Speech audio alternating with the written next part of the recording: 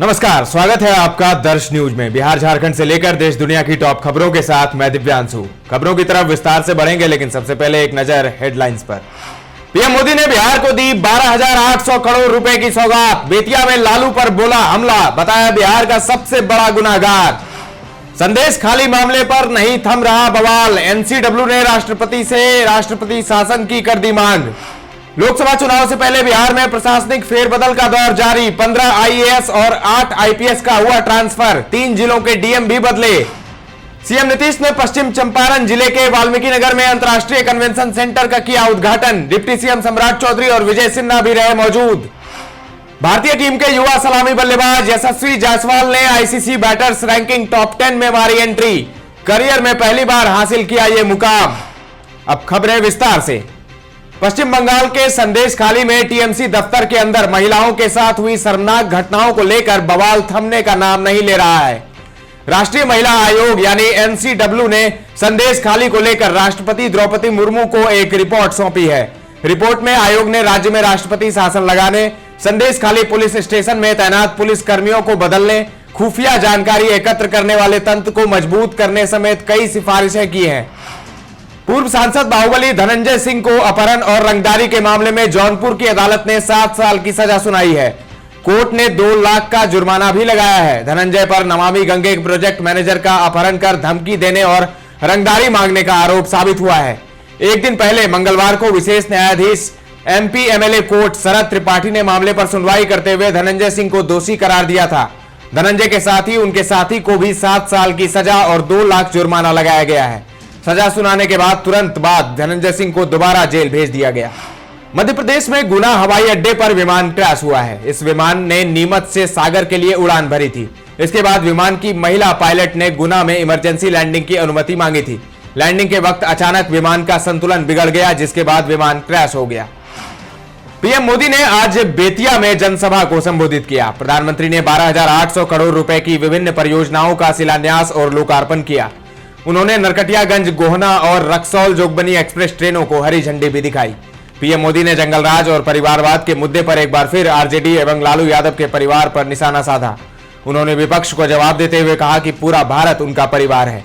साथ ही उन्होंने विकसित बिहार के लिए आगामी लोकसभा चुनाव में एनडीए को 400 पार सीटें देने की अपील की। शिक्षा मंत्री विजय चौधरी ने बिहार के लिए पीएम से विशेष आर्थिक पैकेज की मांग की है।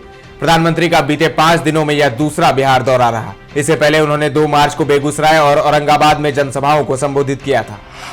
पीएम मोदी ने आज कहा कि राष्ट्रीय जनता दल यानी आरजेडी प्रमुख लालू प्रसाद यादव और उनका परिवार बिहार का सबसे बड़ा गुनाहगार है। पीएम मोदी ने लालू परिवार पर 1 दशक से अधिक के कार्यकाल के दौरान राज्य में जंगल राज कायम करने का आरोप लगाया।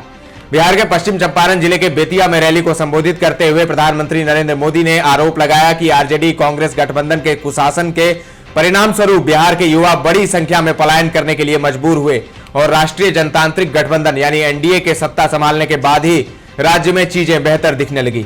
उन्होंने कहा कि जंगल राज के लिए जिम्मेदार परिवार वे बिहार के सबसे बड़े गुनाहगार हैं।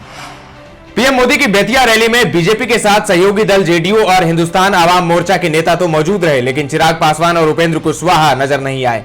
बताया जा रहा है कि दोनों ही नेताओं को पीएम मोदी की रैली का न्योता नहीं दिया गया। इससे सियासी हलके में बिहार एनडीए के अंदर खटपट होने की अटकलें तेज हो गई हैं।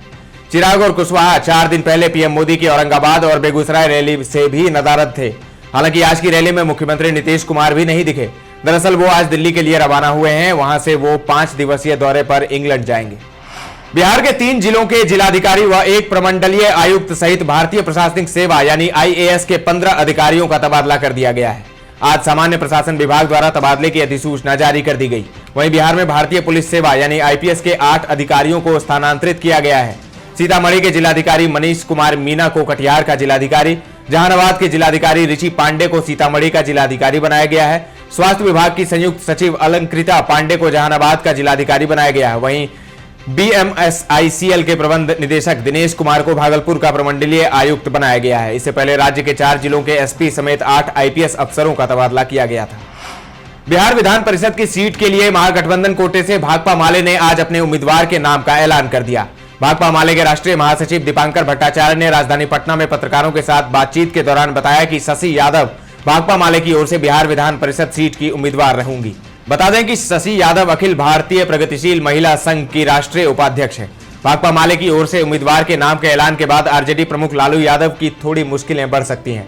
आरजेडी प्रमुख अपने सहयोगियों को किस तरह से खुश करेंगे यह देखना होगा। गौरतलब है कि बिहार की 243 सदस्यीय विधानसभा में भाकपा माले के 12 विधायक हैं। ऐसे में उच्च सदन में एक सीट जीतने के लिए उसे अपने सहयोगी दल कांग्रेस, राष्ट्रीय जनता दल गठबंधन के समर्थन की जरूरत होगी।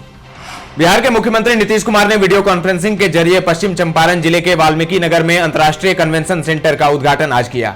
इस दौरान डिप्टी सीएम सम्राट चौधरी एवं विजय सिन्हा के अलावा अन्य मंत्री एवं अधिकारी मौजूद रहे। इस सेंटर में मुख्य भवन के ऑडिटोरियम में सांस्कृतिक कार्यक्रम का संचालन किया जा सकता है। सभागार में अत्याधुनिक ऑडियो वीडियो उपकरण लगाए गए हैं। अति विशिष्ट कक्ष, बहुउद्देशीय हॉल सभागार का निर्माण किया गया है। इसकी क्षमता 500 है। सुविधा के लिए लिफ्ट लगाई गई है। आधुनिक सुविधा से युक्त अतिथि गृह में कुल 100 कमरे हैं, जिनमें डिलक्स, सुपर डिलक्स और अति विशिष्ट रूम शामिल हैं। बिहार शिक्षा विभाग ने 28 फरवरी को जारी अपने आदेश को तत्काल स्थगित कर दिया है, जिसके तहत विश्वविद्यालयों के कुलपतियों, रजिस्ट्रारों और परीक्षा नियंत्रकों के वेतन पर रोक लगाने के साथ साथ खातों के संचालन पर भी रोक लगा दी गई थी।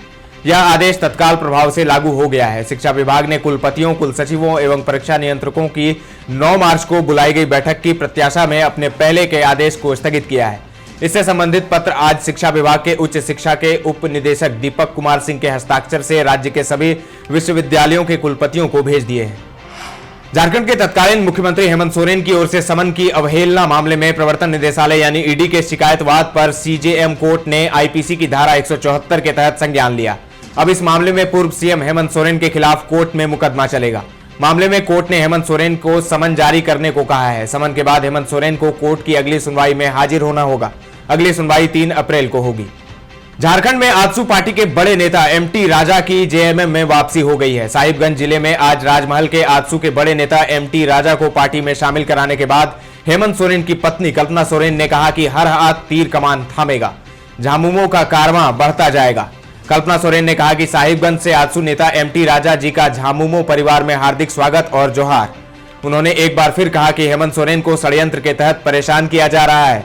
उन्होंने कहा कि हेमंत सोरेन झारखंड के जन नेता हैं, उनको परेशान किया जा रहा है। ऐसे विपक्ष की अब उल्टी गिनती शुरू हो गई है। लोकसभा चुनाव से पहले झारखंड कांग्रेस को तगड़ा झटका लगा है। पार्टी के जिलाध्यक्ष हरिमोहन मिश्र ने अपने तमाम समर्थकों के साथ भारतीय जनता पार्टी का दामन थाम लिया है। उन्होंने अपने इस्तीफे की वजह जामताड़ा के विधायक इरफान अंसारी को बताया है। आज झारखंड प्रदेश भाजपा अध्यक्ष बाबूलाल मरांडी की उपस्थिति में जामताड़ा जिला कांग्रेस की पूरी टीम भाजपा में शामिल हो गई। खबर खेल जगत से। भारतीय टीम के युवा सलामी बल्लेबाज यशस्वी जायसवाल ने आईसीसी टेस्ट बल्लेबाजों की रैंकिंग में टॉप 10 में एंट्री कर ली है। वह आज जारी ताजा रैंकिंग में 2 स्थान ऊपर चढ़कर 10वें नंबर पर पहुंच गए। उन्होंने करियर में पहली बार यह स्थान हासिल किया है। उनके 727 रेटिंग अंक हैं।